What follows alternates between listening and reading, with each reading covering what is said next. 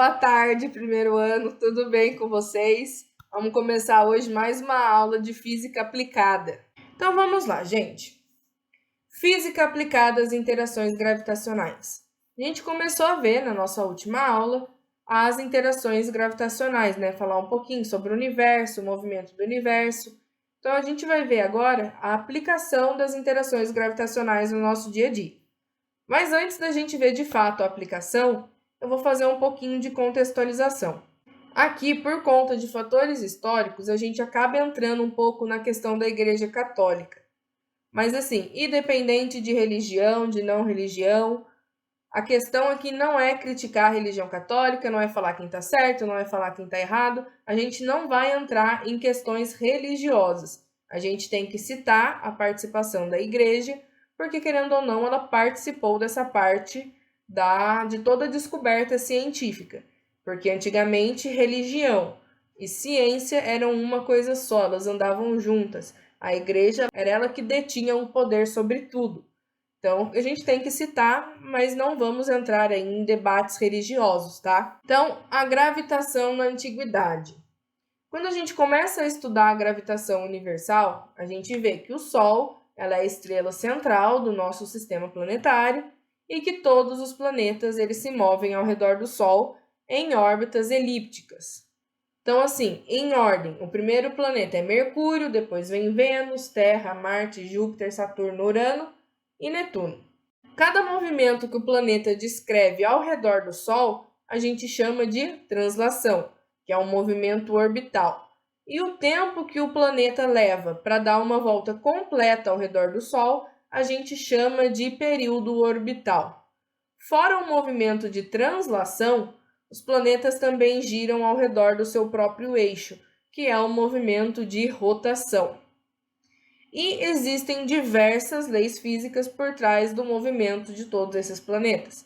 E é sobre essas leis que a gente tem falado um pouquinho ultimamente. As leis das físicas, elas estão por trás do movimento de todos os corpos celestes, então de planetas, asteroides, meteoros e assim por diante.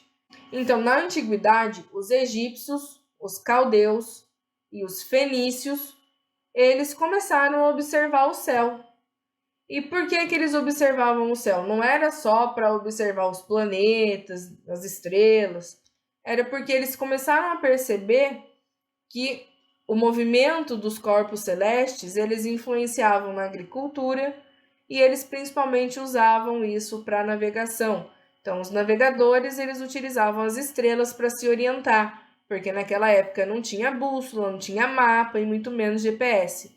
Então, eles usavam as estrelas como orientação. E as primeiras explicações a respeito dos corpos celestes, elas envolviam intervenções de deuses e era tudo muito fundamentado em conceitos religiosos e míticos. Então, eles usavam o deus do sol, o deus da lua, era tudo muito em caráter subjetivo, ele não era conceito científico, era baseado só na parte de misticismo e de religião. Mas os gregos surgiram, né? E foram eles os principais que realmente começaram a estudar o comportamento dos corpos celestes.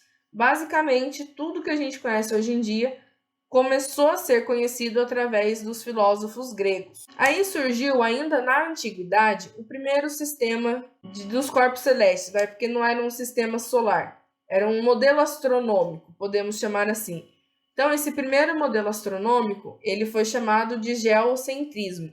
Por que geocentrismo? Geo vem de terra e centrismo vem de centro. Nesta teoria, dizia-se que a Terra ela era o centro do universo e todos os corpos celestes giravam ao redor da Terra. A Lua girava ao redor da Terra, o Sol girava ao redor da Terra, os planetas giravam ao redor da Terra, tudo que existia girava ao redor da Terra. E esse modelo ele foi sugerido por Cláudio Ptolomeu no século XVI. Novas hipóteses começaram a surgir, só que essas novas hipóteses elas não foram muito aceitas. Por quê? Aí a gente entra na parte da questão da igreja. Como eu falei, a igreja ela tinha muita influência sobre a sociedade nesse momento e sobre os estudos científicos. E para a Igreja Católica, Deus construiu a Terra e a Terra era como se fosse a criação perfeita dele. Então fazia muito sentido a Terra ser o centro do universo, porque a Terra, como sendo a obra de destaque de Deus, deveria sim ser o centro de todo o universo. Então a Igreja Católica ela defendia essa teoria do geocentrismo. Embora novas teorias fossem surgindo, elas não tinham força suficiente para brigar com o poder da igreja. E quando eu falo igreja, eu estou falando da instituição igreja, tá? Eu não estou falando de religião. Depois surgiu o heliocentrismo. O heliocentrismo ele foi proposto por Nicolau Copérnico. Ele já havia sido estudado por outros astrônomos, mas o principal representante do heliocentrismo é o Nicolau Copérnico. O Nicolau Copérnico ele falou basicamente que a Terra não era o centro do universo. O centro do universo era o Sol. E todos os planetas giravam ao redor do Sol em órbitas circulares. Por que órbitas circulares? Nessa época, eles acreditavam na perfeição de tudo, na perfeição da criação de Deus, na perfeição do universo, e a única forma perfeita que existia era a circunferência, era o círculo. Por isso que as órbitas eram circulares. E por que heliocentrismo? O Sol vem da palavra hélio e o centrismo de centro. Então, o Sol no centro do universo.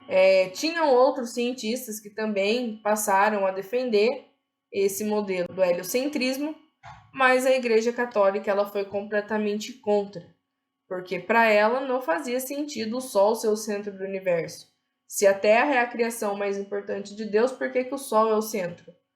Então aí surgiu o famoso Galileu Galilei. Galileu Galilei, ele chegou a ser acusado de heresia.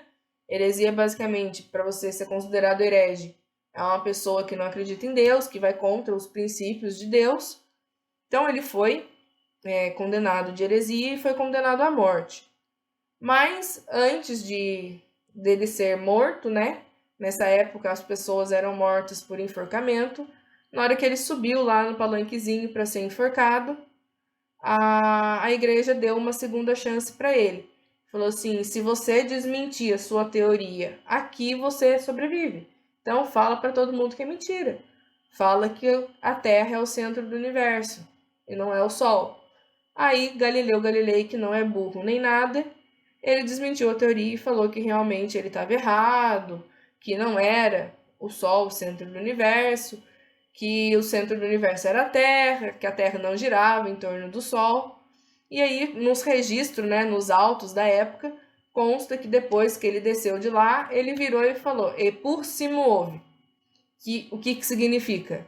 Mais que gira, gira. Então, basicamente, ele desmentiu e depois ele falou: "Mas vocês sabem que é a Terra que gira em torno do Sol". Mas aí tudo bem. Algum tempo depois, surgiu o astrônomo Tycho Brahe. Tycho Brahe, ele foi adotado por um príncipe, né? Porque o pai dele morreu, mas o pai dele tinha salvado a vida desse príncipe, que se tornou rei. Então ele meio que foi adotado pela família real. E Tycho Brahe, ele tinha, assim, ele presenciou a criação de uma supernova. O que é uma supernova? É quando surge uma estrela. Então, antigamente, eles tinham que o céu, ele era uma coisa fixa, que era sempre a mesma coisa, que não surgia nada novo. E Tycho Brahe, ele observava bastante o céu e ele descobriu que apareceu uma estrela. Então, ele presenciou o surgimento de uma estrela. Com isso, ele ficou muito curioso, ele começou a querer estudar mais sobre o universo, os corpos celestes. E como ele foi adotado por esse rei, né, por esse príncipe, ele tinha dinheiro suficiente. Então ele pediu para criar observatórios para ele e a coroa fez. Gastaram cerca de 20% do valor que era para a coroa gastar em um ano construindo tudo que Tycho Brahe pediu. Com isso, Tycho Brahe foi lá e conseguiu provar que não era a Terra o centro do universo. Ele provou que o Sol era o centro do universo. Só que assim, ele provou, mas ele não conseguiu elaborar as teorias. Só que a partir do momento que ele provou, a igreja teve que aceitar. Então, a partir daí, a gente começou a ter o heliocentrismo como a teoria real. Depois do Tycho Brahe, surgiu Johannes Kepler. O Kepler, ele foi aluno do Tycho Brahe. Então, ele pegou todos esses registros que Tycho Brahe tinha feito ao longo da vida e criou as 3 leis de Kepler, que a gente vê um pouco mais para frente.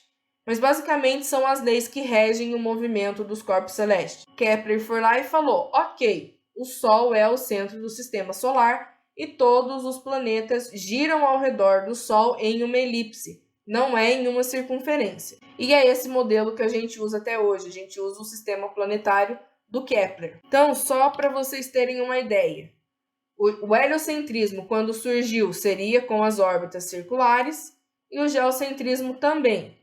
Então, aqui é uma comparação do heliocentrismo com o geocentrismo. Olha a bagunça que era o sistema geocêntrico. Tinha planeta aí que dava até piruetinha para conseguir explicar o movimento. Coisa de louco, né? Já o sistema heliocêntrico, desde o começo, ele foi muito mais organizado.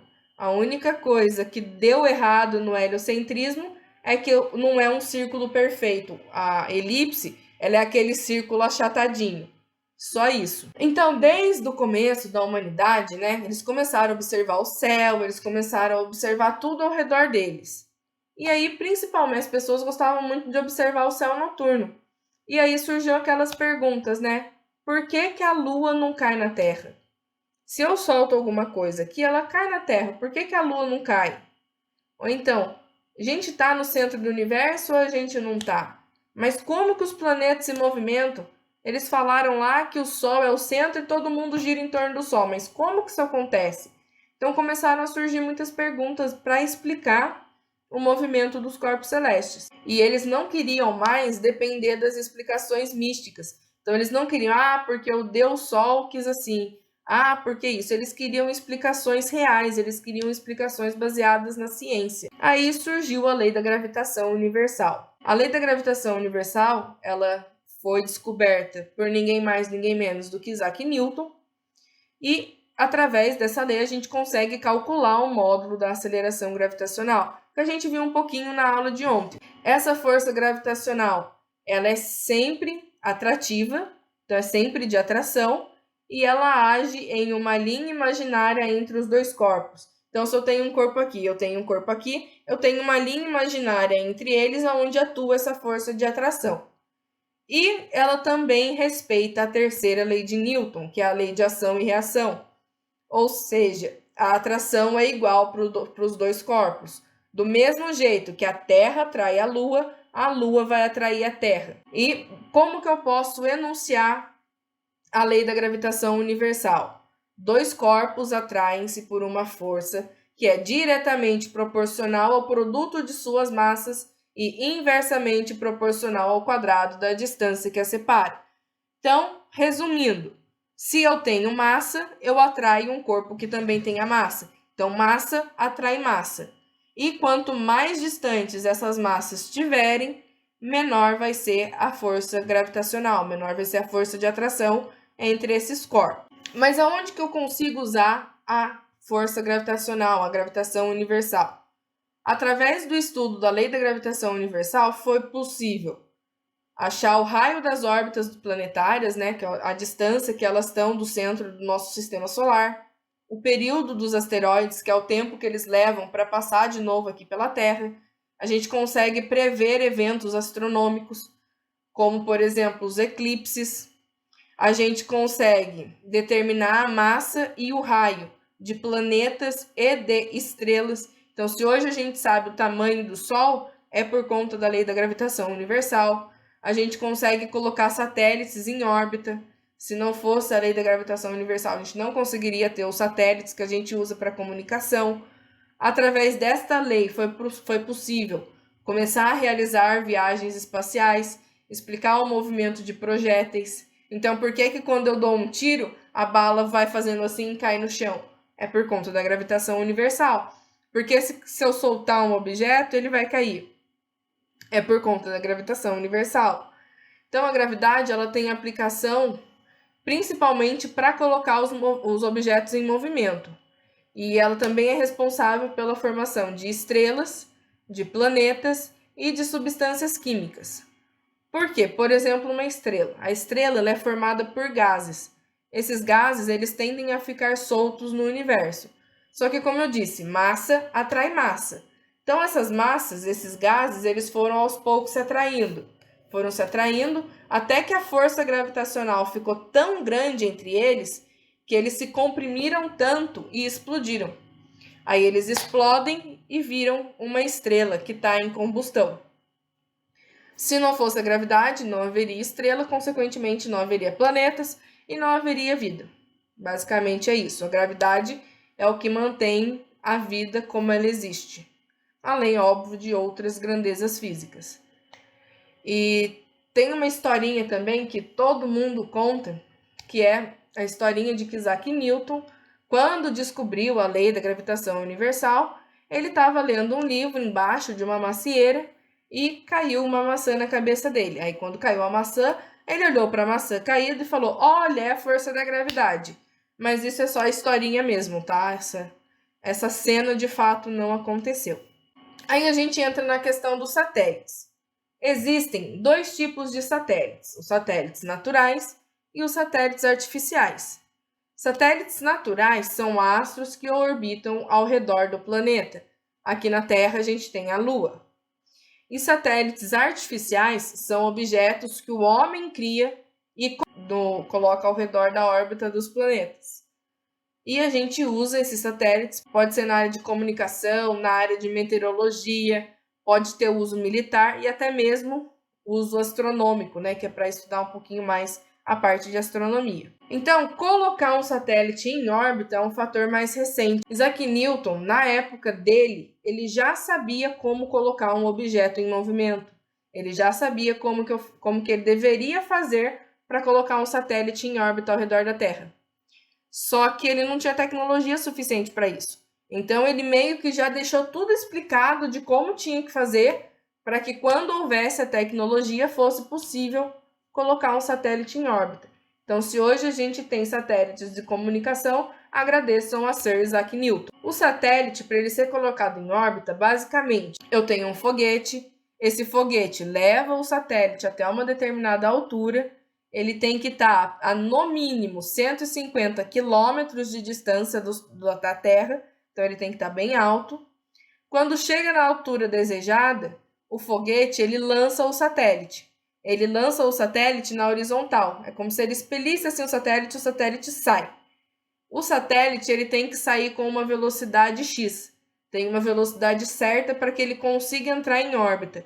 Se ele não atingir essa velocidade na hora do lançamento, ele pode ou cair na Terra ou sair voando por espaço. Como que eu faço para calcular essa velocidade certa? É através desta formulinha aqui. A velocidade ela depende da constante gravitacional, da massa e do raio do planeta. Porque quando eu lanço ele com a velocidade certa, a velocidade e a força gravitacional se equilibram e o satélite entra em órbita ao redor do planeta. Aí a gente tem também a relação entre a gravitação e o peso. Como a gente já viu, o peso é a relação entre a massa de um corpo e a gravidade local. Tudo que existe na superfície da Terra tem o peso.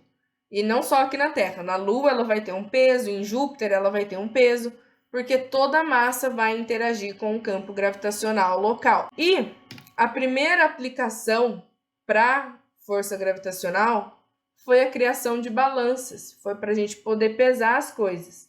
Então, a força-peso ela é uma força à distância e ela age mesmo que os objetos não estejam em contato físico. Então, ela é uma força que ela não precisa estar em contato com o corpo para agir sobre ela. Ela age mesmo à distância. A primeira utilização, como eu falei, foi através da criação da balança. Eu não sei se vocês conhecem balança romana, mas é aquela balança que tem o prato, que daí você tem que equilibrar o pezinho dos pratos. Aquilo ali é gravidade pura. Mesmo que com as balanças mais atuais, a gente usa a força da gravidade para conseguir medir o peso. Porque se não fosse a gravidade, os objetos eles ficariam todos voando. Então, a gravidade ela é muito mais útil do que a gente consegue imaginar. Quem que ia imaginar que a gente precisa da gravitação para lançar satélite, para usar balança, para que mais? Para andar, né? Para atividades simples aqui do nosso dia a dia, a gente precisa usar a força da gravidade. O que eu quero que vocês façam para a gente finalizar a aula de hoje? Você vai escrever um breve textinho falando sobre a importância da gravidade, tá? Para que a gravidade é importante? Para que eu uso a gravidade? Ou ela não é importante nada? A gente viveria muito bem sem gravidade. Então, galerinha, por hoje é só. Terminamos aqui a nossa aula, tá?